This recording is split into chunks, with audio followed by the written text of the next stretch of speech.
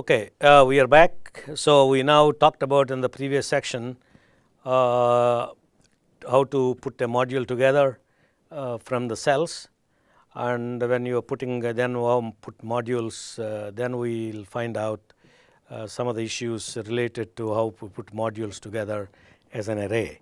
And one of the things we have learned is to increase the voltage. We put those cells in series, and when you want to increase the current, you put them in parallel. So that's what we have done, and we also has defined how to figure out the cell temperature, knowing the operating condition, the calibration conditions of the cell and the ambient temperature. Now we look at some of the practical issues related to using the arrays, and that's what we'll talk about in this section. First thing, you worry about what is called shading effect, which is, for example, you look at the picture on the top. So there is a fence here. When the sun is coming, and you can see on the cell there is a shading. That means there is no insulation. Part of these two or three modules are blocked by the shadow of the fence. Suppose imagine you have a tree, and a similar thing could happen. So when such a thing will happen, it is what is called a shading effect. So that means rest of the cells are exposed to the solar radiation except this part, and this essentially results in reduction in the output power. And if external diodes are added in the system in parallel with the modules or blocks of cells within a module to preserve performance, then the whole array will act properly. Otherwise, what would happen is, because of this part here, there will be a artificially increased resistance in these modules, and then if you don't have the diodes in between external diodes, then the whole array gets affected. So here, for example, is the same thing. This is a practical measurement made by a fellow in I think it's in Alaska. So he has several modules, and there are two of the modules have a shading in it. And if you look at the output from that, you can see now they have these outputs when they are completely shown. You can see all of them have a uniform output at the bottom. But here, because these two are shaded, the entire row on the top have been affected. So that means there is no diodes put between the modules here, and you can see this entire module got affected by the shading of the system. So the way you look at it is simply you have a cell which is partially shaded. So this is the sun shining on this, and you can think of this is partially shaded cell, and then current is, the resistance is going to be increased in that. And if it is then current, of course, in this particular case is diverted through the parallel and series resistance. So instead of going through that, the problem will then be corrected by adding a bypass diode, which is what we do here. So to correct this problem, if you don't have it, then all the current is flowing through this, and you have a drop in the voltage and then the power. So what we do is instead of that, you add a bypass diode in the circuit. So if you have a bypass diode, something like that, and then the current flows through the bypass diode when it conducts and drops about 0.6 volts, preventing a larger drop without it being present. Because if you don't have the bypass diode, the current has to pass through this, and that will become a problem. So that is what these are called, the bypass diodes put in between the cells in a module. And if you look at the performance of that, which is shown in IV curve, these are the 5 modules in series delivering 65 volts to a battery bank, with one module having 2 shaded shells. So if you have no bypass diodes, and this is what the curve would be with the full sun. So this is the curve which we are talking about with the full sun for the entire 5 modules, and they are putting out about 100 volts and the current is about 3.5 amps or so. So this is typically putting about 300 50 watts of power. Now, if you don't have for example, part of them are shaded, now you can see that the curve is going to behave something like this. And here we are trying to charge batteries at 65 volts. If you're trying to do that, if two of those modules are blocked, and you can see the current essentially drops quite a bit here. So you are operating at this point where the batteries are trying to charge, so which is not very good. So if you put a blocking diode, now you can see the curve is essentially a bypass diode. It's going to look something like this. Then of course with when the full sun is there, with the shading or without the shading, the battery is almost charging full 65 volts in here. So you can see this is the effect of the bypass diode, which is put in between the module, it's in the module between the cells. So you can see there is a drastic effect of these on the cells. So this is another way of explaining this bypass diode impact. So here what we are showing is that this is what is happening when all the modules are operating with the full sun.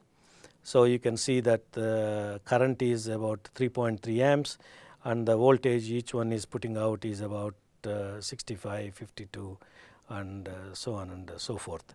Now partial shading with no bypass diodes. So suppose part of the cell on the top is being shaded.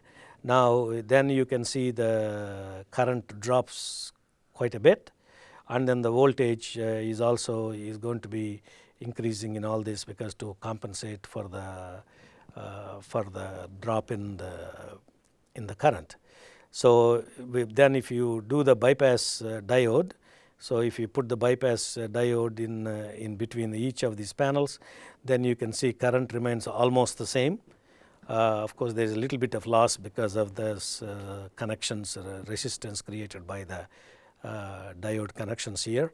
And you can see now the batteries are, all of them are producing about 65 volts, and then these are, as expected, produces 32 and so on, and 64, 16.4. So you can see that in spite of the partial shading, these diodes will help to restore the performance of the array as it is designed to be. So when you are charging, you essentially want to get the 65 volts out of the system. Now there is, when you put these things together in a system, so they got multiple arrays. You have 3 modules in series here, and 3 of them in parallel. So each one has a current of I1, I2 and I3. So the total system current is this one here, and the voltage is of course across the entire thing. So without the blocking diodes, and this is what would happen. So the entire current will be of these sum of these 3 things minus whatever, because the current is in this particular case, because there is a blockage here, the current is flowing in the opposite direction.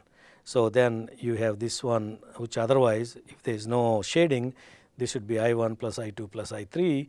Instead what you have here is because of blockage, this one has to be subtracted. So the current what you are going to get is I2 plus I3. So the entire the array here gets ineffective. So instead what we do, we put what is called the blocking diodes as opposed to bypass diodes.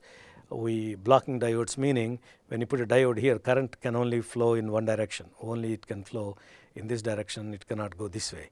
So essentially, although this is dead, so this one becomes 0 because we blocked it completely. So the current is going to be whatever is these two are going to produce.